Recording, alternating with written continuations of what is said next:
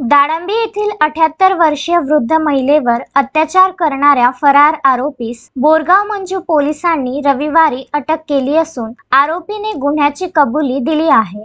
राहुल मोरे वय 24 वर्ष, राहणार ग्राम शेलोडी, तालुका खामगाव, जिल्हा बुलढाणा असे या विकृत नराधमाचे नाव आहे। त्याने एकट्यानेच गुन्हा केल्याची ही कबुली दिली असून सोबत कोणीही नसल्याचे सांगितले व तसे तपासात निष्पन्न झाले असल्याची माहिती रविवारी सायंकाळी झालेल्या पत्रकार परिषदेत अकोला पोलीस अधीक्षक बच्चन सिंग यांनी माहिती दिली।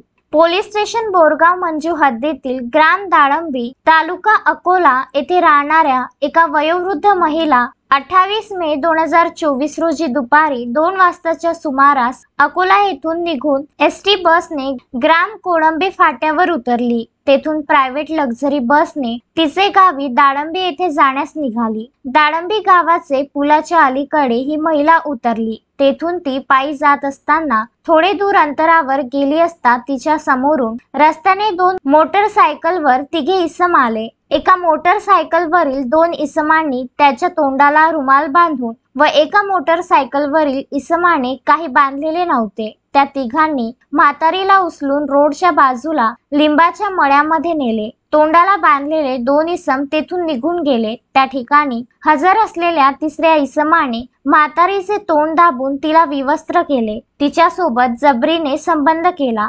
याबाबत कुठे वाच्यता केल्यास तर मारून टाकणार अशी धमकी दिली। त्यानंतर त्याने तेथून त्याच्यासोबत आलेल्या 2 इसमांना फोन लावला असता ते आले नाही। यानंतर आरोपी महिलेस मारण्याच्या उद्देशाने दगड शोधत होता, मात्र समय सूचकता बाळगत महिला तेथून तिचे कपडे घेऊन पळून गेली। ती पळून जात असताना तिला तिच्या गावातील धर्मा शिंदे व त्यांच्यासोबत एक इसम दाळंबी गावाकडे पायी जात असताना दिसले। तेव्हा महिलेने धर्मा शिंदे व त्याच्यासोबत असलेल्या इसमास तिच्यासोबत गैरकृत्य करणाऱ्या इसमास पकडा असे म्हटले असता त्यांनी त्या इसमाचा पाठलाग केला असता तो तेथून मोटरसायकल घेऊन पळून गेला।